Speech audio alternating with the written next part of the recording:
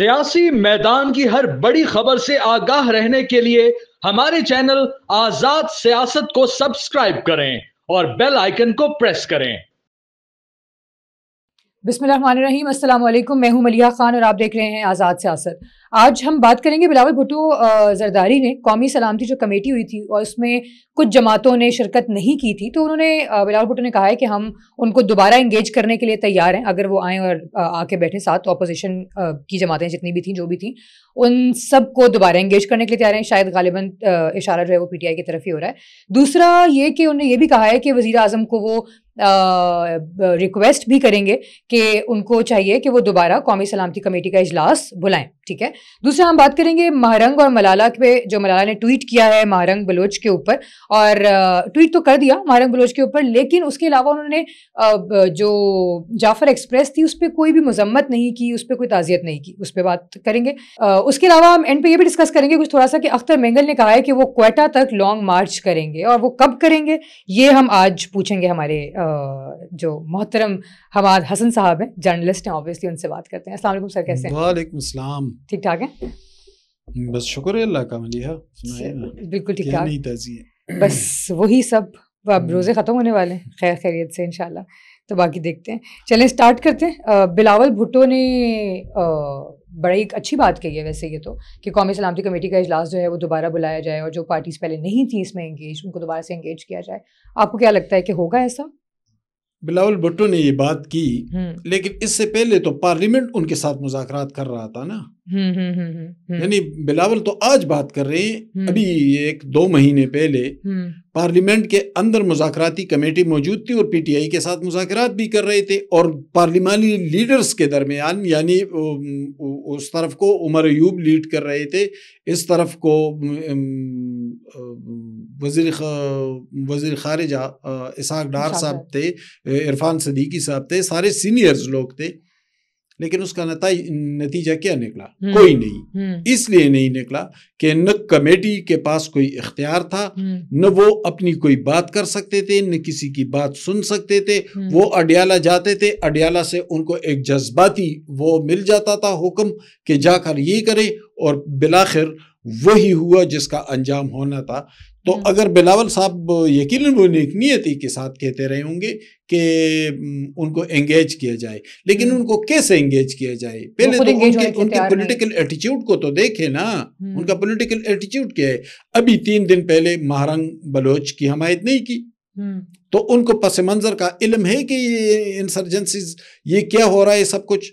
یہ جو ٹیررزم کی لہر آئی ہے پختونخوا میں اور بلوچستان کے اندر، جعفر ایکسپریس کا واقعہ کیوں ہوا، بنو کے اندر حملہ کیوں ہوا، ان کو پس منظر کے حقائق کا اگر علم نہیں تو پھر ان کا سیاسی ویژن جو ہے، جو ان کی سیاسی بصیرت ہے، اس پر اعتماد نہیں کیا جا سکتا۔ لیکن اگر ان کو علم ہے اور وہ اس کے باوجود بھی ایسا کر رہے ہیں تو پھر ان کے حب الوطنی پر سوال اٹھ رہا ہے۔ نہیں، علم تو ظاہر ہے ان کو ہے ہی کہیں نہ کہیں، انہوں نے تو کچھ اور ہی وجوہات بتائی تھی نا اس میں شرکت نہ کرنے کی، بات تو یہ ہے۔ نہیں، میں اس کی بات کر رہا ہوں کہ مہرنگ بلوچ کی حمایت جو کر لی انہوں نے، تو مہرنگ بلوچ کی حمایت سے دوسری جماعتیں گریز کیوں کر رہی ہے؟ کیونکہ وہ معاملات کو سمجھ رہے ہیں کہ معاملہ کیا ہے۔ یعنی مولانا فضل الرحمان تو حکومت میں نہیں ہے، وہ تو اپوزیشن میں بیٹھے ہیں، ناراض بھی ہے۔ کبھی آپ نے دیکھا کہ اس نے مہرنگ کی حمایت کی؟ کبھی آپ نے دیکھا کہ ایم الولی نے اس کی حمایت کی؟ یعنی جو ناراض جماعتیں جو اپوزیشن میں ہیں وہ بھی نہیں کر رہے، یہ جماعت یہ گئے اور مہرنگ کی حمایت کر دی۔ تو بات کر رہے ہیں بلاول کی، بالکل، ہاں وہی۔ دیکھیں بلاول یقیناً پیپلز پارٹی ایک اہم جماعت ہے اور وہ عوامی نفس کو سمجھتی بھی ہے۔ ان کو یہ بھی معلوم ہے کہ ایک حلقے میں ایک حلقہ اثر ان کا موجود ہے پاپولیرٹی کے حوالے سے، پی ٹی آئی کا، تو اس کو نظر انداز تو کر نہیں سکتے۔ لیکن معاملات کو آگے بڑھائے کیسے؟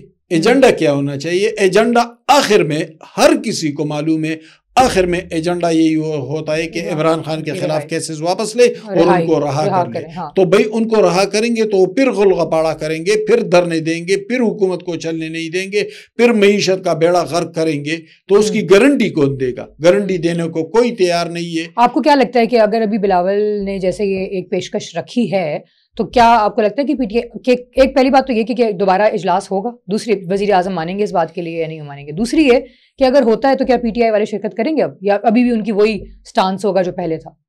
پی ٹی آئی والوں کی شرکت بس عمران خان کی مرضی سے مشروط ہوتی ہے. ان کے تو آپ کو لگتا ہے کہ اس دفعہ عمران خان کی طرف سے آ جائے گا کہ ہاں اگر اجلاس ہو رہا ہے تو اس میں شرکت کی جائے، جیسے پہلے تو کہہ رہے تھے نا کہ انہوں نے منع کیا تو اس لیے وہ نہیں آئے قومی سلامتی کمیٹی کے اجلاس میں؟ تو قومی سلامتی کمیٹی کا اجلاس تو ہو چکا ہے دوبارہ اگر اجلاس ہو تو پی ٹی آئی وہ تو ایک انپریڈکٹیبل رویہ ہے عمران خان کا. وہ ایک دن کچھ کہتے ہیں دوسرے دن کچھ کہتے ہیں.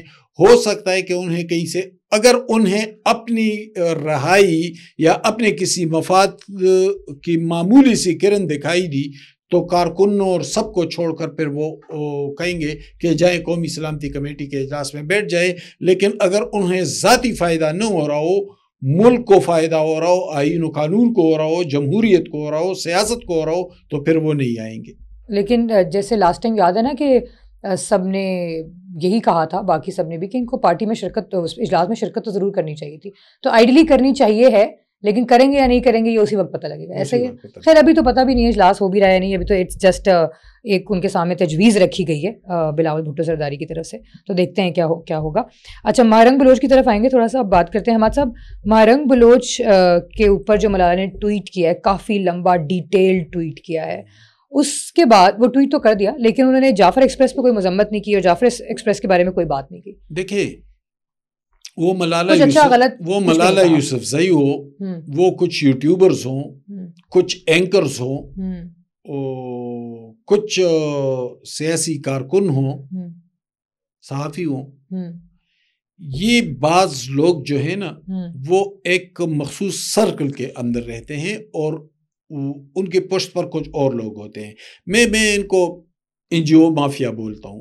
ٹھیک ہے. یعنی یہاں بھی آپ دیکھیں موم بتیاں جلانے والے آ جائیں تو کچھ یوٹیوبر شور مچائیں گے کہ وہ آئے ان کے ساتھ ہی زیادتی، لیکن بنو میں حملہ ہو جائے اور 50 لاشیں سویلین کی پڑی ہو، 10 لاشیں پولیس والوں کی پڑی ہو، 15 لاشیں پولیس فوجیوں کی پڑی ہو، اس پہ بات نہیں کریں گے.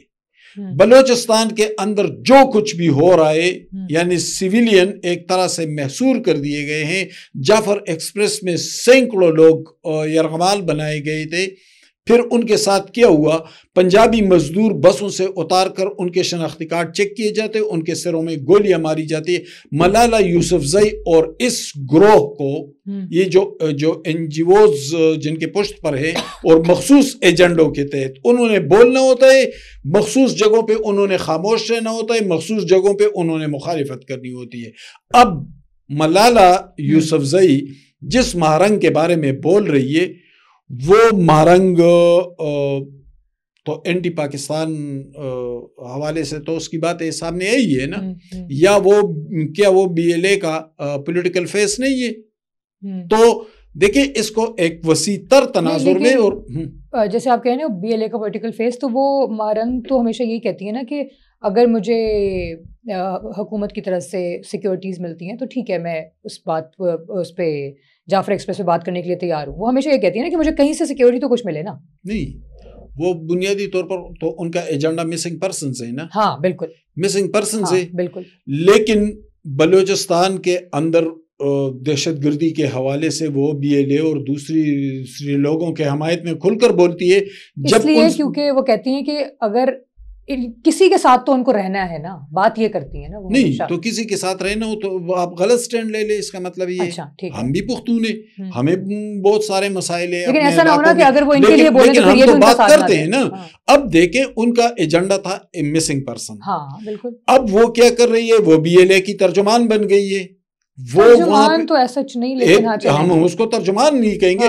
جب ان کے ساتھ یعنی ٹیررسٹ کے ساتھ یا سیپریٹسٹ کے ساتھ جب ان کے خلاف ریاستی ادارے ایکشن کرتے ہیں تو پھر اس پر تو مہارنگ بولتی ہے. لیکن جب پنجابی مزدوروں کو بسوں سے اتار کر مارا جاتا ہے تو پھر اس پر وہ باوجود اس کے کہ کئی صحافیوں نے میرے ادھر اسلام آباد میں نے اس کے ساتھ غلط تو کہیں پہ بھی ہو تو وہ غلطی ہے. میں نے کہا کہ اس میں مذمت کرنے میں کیا ہے، کہتے ہیں میں نہیں کروں گی. تو بھائی جب آپ نہیں کریں گی تو پھر آپ کا جو پولیٹیکل نیریٹو ہے وہ تو سامنے آ گیا ہے. ہاں ملالہ کی ٹویٹ اور اس کو آپ نے کیا بتایا تھوڑا سا؟ میں کہہ رہا ہوں کہ ملالہ مخصوص ایجنڈوں پر بات کرے. ٹھیک ہے صحیح ہے، اسی لیے انہوں نے اس پہ بات کی اور اس پہ بات کی. یعنی آج بھی یہاں پر کوئی خواتین کا کوئی جس طرح این جی اوز کرواتی رہتی وہ آئے ان کے خلاف کوئی پولیس سپاہی معمولی سا ایکشن کرے گا تو ملالہ کئی دن تک بولے گی. لیکن خدا نخواستہ 200 لوگ بھی مارے جائیں پختونخوا میں یا بلوچستان میں سویلین، اور آپ یہ کہہ رہے ہیں کہ یہ ملالہ تو خود اس سے پر وہ نہیں بولے گی، کیونکہ وہ تو ایک مخصوص جو. ہاں میں آپ سے یہ پوچھنے لگی تھی کہ اس کا مطلب ہے کہ ملالہ خود سے کچھ نہیں بولتی، جو ان کو کہا جاتا ہے وہ بولتی ہے. ظاہر کہا نہ بھی جاتا ہو نا تو ان کو یہ اہمیت جن لوگوں نے دلائی ہے نا تو ان کی ترجمانی تو کرنی ہے اس. ٹھیک ہے، جہاں سے جس چیز کی اجازت ملے گی بس وہ بات کریں گے. اختر مینگل کی طرف آتے ہیں تھوڑا سا. اختر مینگل نے کہا ہے کہ کوئٹہ تک لانگ مارچ کریں گے، وہ اپنے علاقے سے لے کے کوئٹہ تک لانگ مارچ کریں گے. تو وہ انہوں نے اعلان کیا ہے، ابھی دیکھیں ہوتی ہے یا نہیں ہوتی. تو آپ اس کو ویسے کیسے دیکھتے ہیں؟ آپ کو لگتا ہے ہوگی؟ اور اگر ہوگی تو اس کا کیا ایجنڈا ہوگا؟ اب اس لانگ مارچ میں وہ کیا کرنا چاہتے ہیں؟ دیکھیے اختر مینگل کا عجیب معاملہ ہے. یہ بلوچستان کے سردار جو ہیں نا، پرانے سردار، جب ان کے پاس اقتدار نہیں ہوتا تو یہ اسٹیبلشمنٹ مخالف بھی بن جاتے ہیں، یہ بلوچستان کی مظلومیت کا رونا بھی روتے ہیں، یہ سیپریٹسٹ بھی بن جاتے ہیں، یہ باغی اور انقلابی بھی بن جاتے ہیں.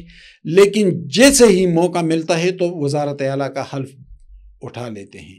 یہ اختر مینگل وزیر اعلیٰ نہیں رہے، اس کے والد عطا اللہ مینگل وزیر اعلیٰ نہیں رہے. اس وقت بلوچستان کے حقوق کہاں تھے؟ اسی لیے بس یہ چاہتے ہیں کہ یہی ہوتا ہے. بلوچستان میں سردار باری باری آ جاتے ہیں اور وزیر اعلیٰ بن جاتے ہیں، چیف منسٹر بن جاتے ہیں، کابینہ میں منسٹر بن جاتے ہیں.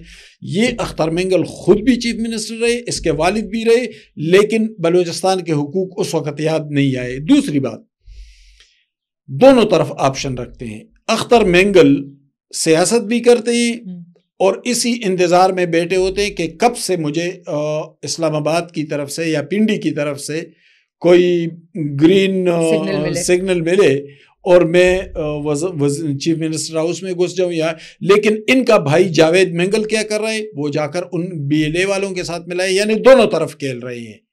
اب ٹھیک ہے، لیکن اب چونکہ بلوچستان میں صورتحال کافی کشیدہ ہے تو اختر مینگل صاحب اعلان کرتے ہیں کہ میں وٹ سے جو ان کا علاقہ ہے خوزدار میں، وہاں سے کوئٹہ تک لانگ مارچ کروں گا.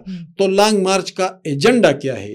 اس وقت تو بلوچستان تو اس وقت لانگ مارچ کرنے کی کوئی تک نہیں بنتی لانگ مارچ، اور بلوچستان تو وہاں پر تو صورتحال انتہائی خراب ہے، وہاں پر تو دہشت گرد کارروائیاں ہو رہی ہیں، انسرجنسی.